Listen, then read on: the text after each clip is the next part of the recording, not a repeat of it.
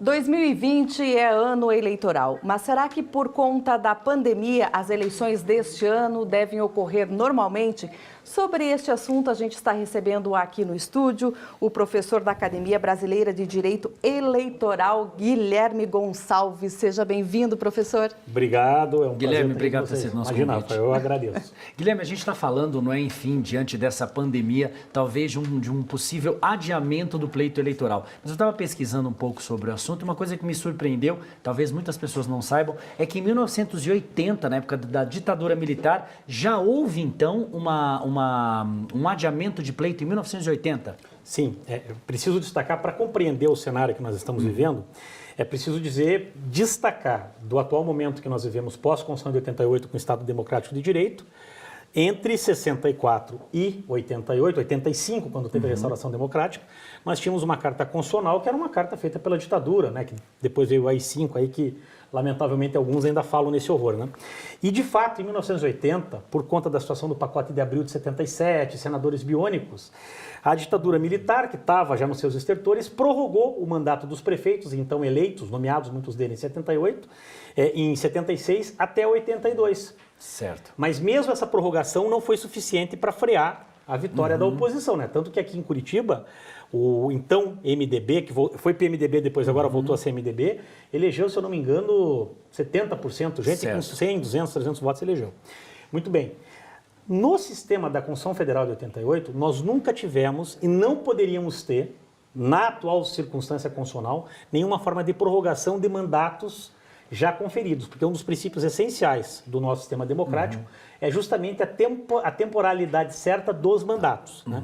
Quanto a esse aspecto, por mais que a pandemia possa provocar uma excepcionalidade, há um consenso entre os estudiosos do direito eleitoral, do direito constitucional, que essa prorrogação não é possível. E até eu citei aqui para vocês que numa pesquisa que a Academia fez, eu até dou os créditos, foi a minha esposa, que também é professora de direito constitucional, Ana Carolina Cleve, e ela descobriu que em 1957 o Supremo Tribunal Federal, sob o governo da Carta Constitucional de 46, que era uma Constituição democrática, julgou um caso, uma tentativa de prorrogação de mandatos de prefeitos em Goiás, é a representação 322 de Goiás, e o Supremo unanimemente, sobre aquela circunstância que do ponto de vista da eficácia da norma jurídica é semelhante com a que nós temos hoje, entendeu que não pode prorrogar mandato. Ou seja, depois de um grande estudo que nós fizemos na Academia Brasileira de Direito Eleitoral e Político, nós constatamos que é possível sim adiar, desde que se respeite o devido processo legal e a Constituição, ou seja, pode-se prorrogar a data da eleição, mas sempre por meio de emenda constitucional.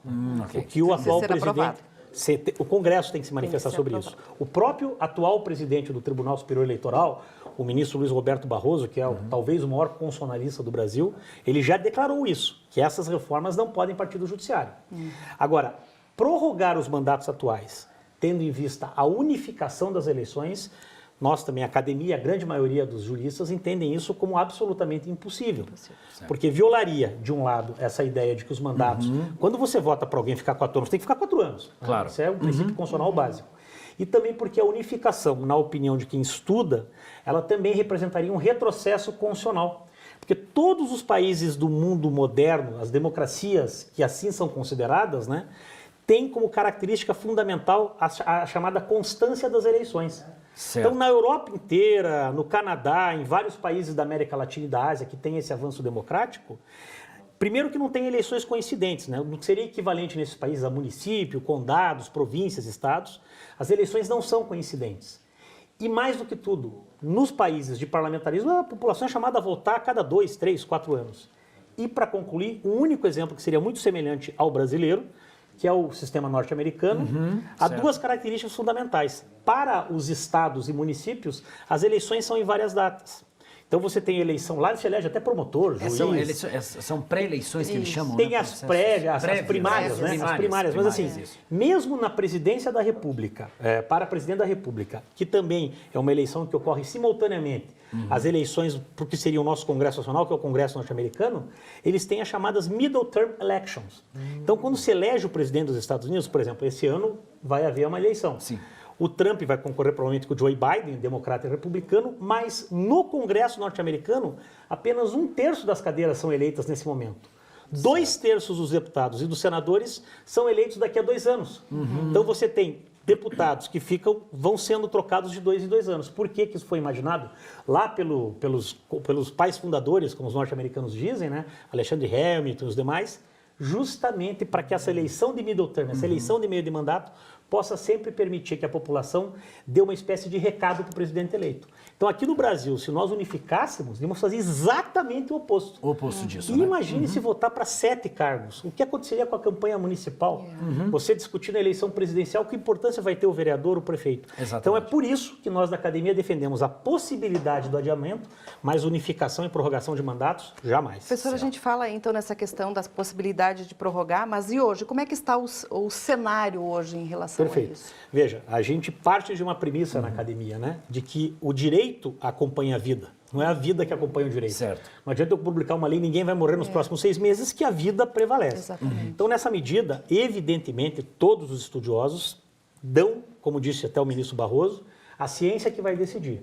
Aí nós produzimos um estudo, levando em conta aquilo que a ciência conhece até agora sobre a evolução da pandemia, e a academia propôs 2 datas alternativas, levando em conta o pico, até essa possibilidade de ir a um pico e depois ter uma segunda onda, que seria, sendo impossível realizar em 4 de outubro, o que eu pessoalmente considero Sim. que, lamentavelmente, A gente não vai em conseguir. falhas do próprio governo, Outubro acho já muito difícil. praticamente difícil já. Difícil, porque nós teríamos que ter uma queda da pandemia até o final de junho, permitindo que em julho já tivesse algum tipo de movimentação.